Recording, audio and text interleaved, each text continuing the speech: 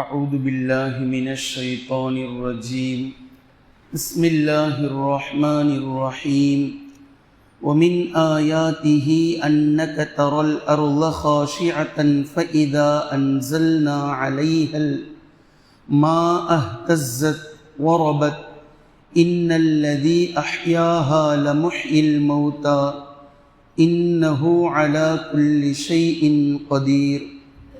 கண்ணியத்திற்குரிய அல்லாஹ்வின் அடியார்களே, சூரா ஹாமீம் அஸ்-சஜ்தாவை நாம் பார்த்து வருகிறோம். அதில் 38 வசனங்கள் வரை நாம் பார்த்து முடித்திருக்கிறோம். நேற்றைய தினம் பார்த்த கடைசி பக்கத்தில் கடைசி விஷயத்தில் அல்லாஹு தஆலா இரவு பகல் சூரியன் சந்திரன் இவையெல்லாம் அல்லாஹ்வினுடைய அத்தாட்சிகளில் கட்டுப்பட்டது, இவைகளெல்லாம் அல்லாஹுக்கு எப்போதும் வணங்கி கொண்டு அடிபணிந்து இருக்கின்றது, இவைகளை நீங்கள் வணங்காதீர்கள், அல்லாஹ் ஒருவனுக்கே நீங்கள் வணங்குங்கள் என்பதையெல்லாம் சொல்லி கடைசியாக ஒருவேளை அல்லாஹிற்கு அடிபணியாமல் யாரேனும் பெருமை கொண்டால், அடிபணிய மறுத்தால் அல்லாஹுக்கு எந்த கவலையும் இல்லை, இரவும் பகலும் அவனை போற்றி புகழ்ந்து கொண்டிருக்கக்கூடிய படைகள் அல்லாஹ்விடத்தில் இருக்கின்றன என்பதை பற்றி நேற்றைய தினம் நாம் பார்த்தோம்.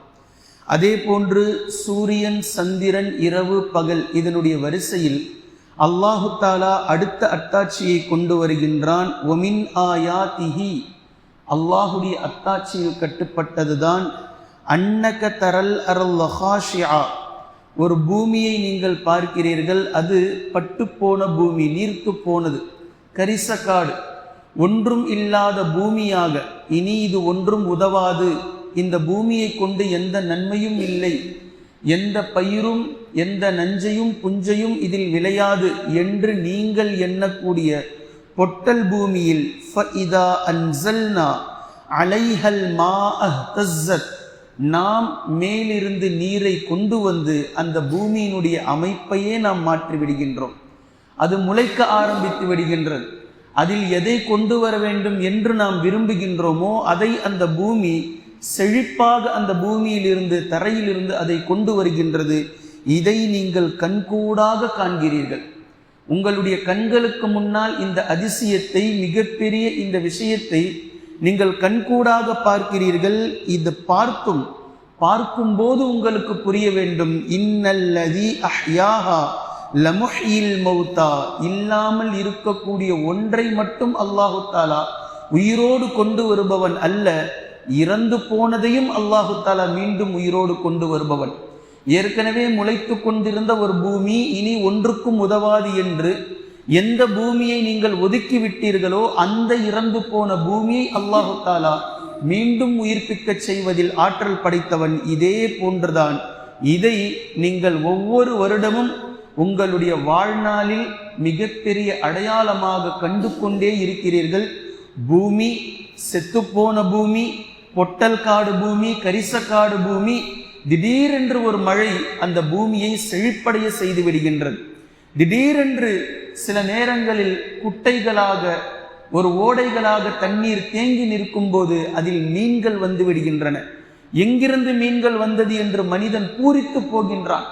எவ்வளோ பெரிய பெரிய மீன், எப்போதோ பொரிக்கப்பட்ட மீன் முட்டைகள், அது வெயில் காலம் கடந்து பனிக்காலம் கடந்து பூமிக்குள் புதைந்து போன அந்த முட்டைகளிலிருந்து பல காலம் பல மாதங்கள் கழித்து பொழியக்கூடிய மழையிலிருந்து அல்லாஹு தஆலா மீன்களை உயிரோடு கொண்டு வருகின்றான். இது போன்ற அதிசயங்களை நாம் பார்க்கிறோம். இதை கொண்டு அல்லாஹு தஆலா சொல்ல வரக்கூடிய செய்தி, நீங்கள் இறந்ததற்கு பின்பும் நான் உங்களை மறுமையில் இப்படித்தான் உயிரோடு கொண்டு வருவேன், எனக்கு தேவை என்பதை நான் செய்வேன், நீங்கள் இறந்ததோடு இந்த உலகம் முடிந்துவிடும் என்று நினைத்து கொள்ளாதீர்கள், இறந்து போன உங்களுடைய உடலை நான் மீண்டும் கொண்டு வருவேன். இதையும் அல்லாஹு தஆலா நிகழ்காலத்திலேயே சான்றாக பல விஷயத்தை அல்லாஹ் காட்டியிருக்கின்றான். உஸைர் அலைஹிஸ்ஸலாம் அவர்களை 100 வருடங்கள் மரணிக்க செய்து உயிரோடு எழுப்பினான்.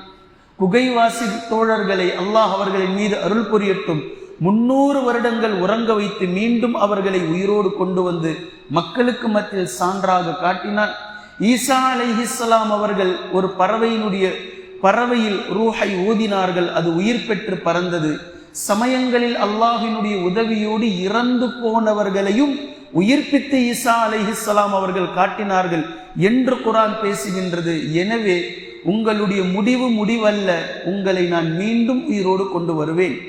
இந்த நாளை நீங்கள் பயந்து கொள்ளுங்கள், இந்த நேரத்தை நீங்கள் அஞ்சிக் கொள்ளுங்கள். எல்லாமுமே முடிந்து விட்டது என்று நீங்கள் நினைக்கும் போது இப்போது வரைக்கும் எதுவும் முடியவில்லை, இதுதான் துவக்கம் என்று அல்லாஹு தஆலா மறுமையில் ஒவ்வொரு நபர்களையும் உயிரோடு கொண்டு வந்து நிறுத்துவதற்கு ஆற்றல் பெற்றவன் என்பதை அல்லாஹு தஆலா ஒரு பூமியையும் ஒரு மழையையும் கொண்டு அல்லாஹ் உதாரணம் காட்டிவிட்டு இன்னல்லதி அஹ்யாஹா லமுஹ்யில் மௌத்தா, அல்லாஹு தஆலா இறந்து போன ஒவ்வொன்றையும் உயிரோடு கொண்டு வருபவன்.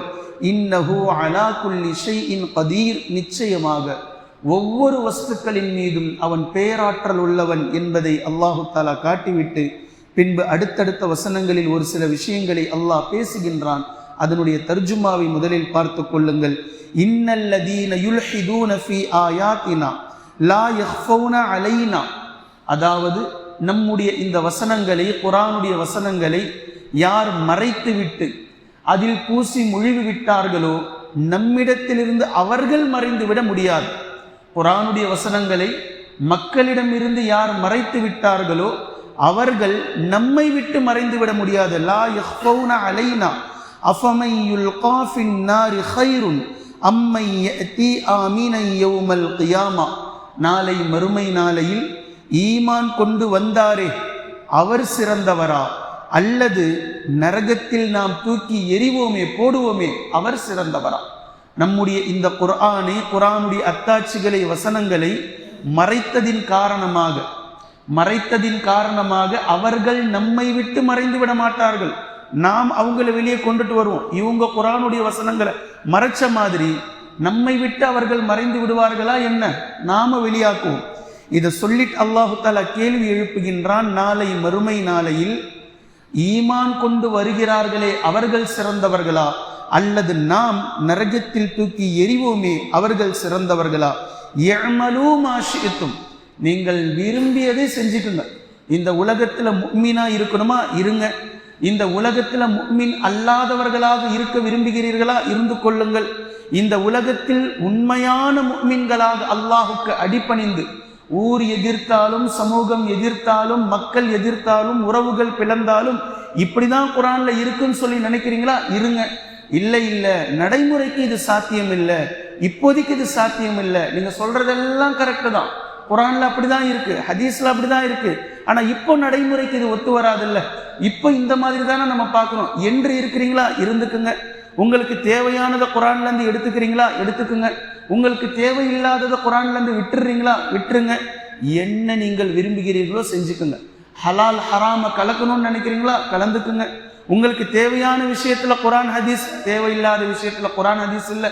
அப்போ அங்க நாட்டினுடைய உதாரணம், உலகத்தினுடைய உதாரணம், நடைமுறை உதாரணம், என்ன நீங்க செய்றீங்களோ செஞ்சுக்குங்க. யஅமலூ மா ஷிஅ்தும் இன்னஹு பிமா தஅமலூன பஸீர். ஆனால் ஒட்டுமொத்த விஷயத்தையும் அல்லாஹு தஆலா உற்று நோக்குபவனாக இருக்கிறான். நீங்கள் எதை இங்கு விதைத்தீர்களோ அதை நீங்கள் நாளை மறுமையில் அறுவடை செய்வீர்கள். அதுல எந்த மாற்றமும் இல்லை.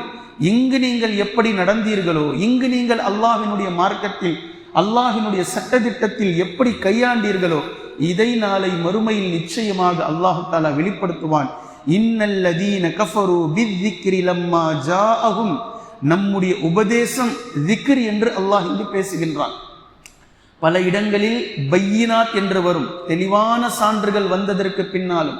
இப்ப இந்த இடத்துல அல்லாஹு தஆலா பேசுறான், நம்முடைய உபதேசம், நம்முடைய திக்ர், நம்மை பற்றிய நினைவு, அல்லாஹ்வினுடைய நினைவை தரக்கூடிய ஏதோ ஒரு ஆயத், ஏதோ ஒரு ஹதீஸ், ஏதோ ஒரு சம்பவம், ஏதோ ஒரு விஷயம் உங்களுடைய கண்களுக்கு முன்னால் வந்ததற்கு பின்னும் அதை நீங்கள் புறக்கணிக்கிறீர்களா, புறக்கணிச்சுக்குங்க, இருங்க, அப்படியே இருங்க.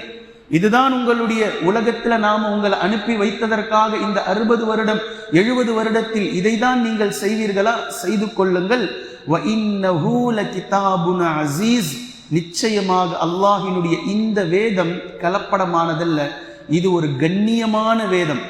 நீங்கள் உங்களுடைய நடைமுறையில் கலந்து விடுவதினால், மார்க்கம் இல்லாததை கலந்து விடுவதினால் வேதம் கலக்கப்பட்டதாக ஆகிவிடாது. குர்ஆன் நடைமுறைக்கு சாத்தியம் இல்லாததாக ஆகிவிடாது. குர்ஆனுடைய சட்டதிட்டத்தில் ஒரு நாளும் மாற்றமில்லை. அது மறுமை நாள் வரைக்கும், கியாமத் நாள் வரைக்கும் இதே சட்டம் திட்டம்தான். லா யஅதீஹில் பாத்திலு மின் பைனி யதைஹி வலா மின் கல்ஃபிஹி. இந்த குர்ஆனுக்கு முன்னாலோ இந்த குர்ஆனுக்கு பின்னாலோ பாத்தில் என்பதே கிடையாது.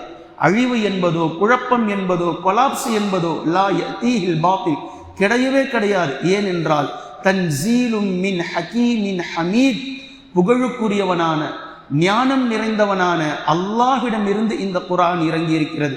இதுல என்ன சொல்லப்படுதோ அதுதான் உங்களுடைய நடைமுறையா இருக்கணும். உங்களுடைய நடைமுறை ஒன்றாக இருந்து நீங்க இஸ்லாமுக்கு நடைமுறையிலிருந்து பார்க்க கூடாது. இது என்னவோ அதுதான் உங்க நடைமுறை, அப்படி மாத்துங்க. இதுல என்ன சொல்லப்படுகின்றதோ அதுதான் உங்களுடைய வாழ்க்கை முறை.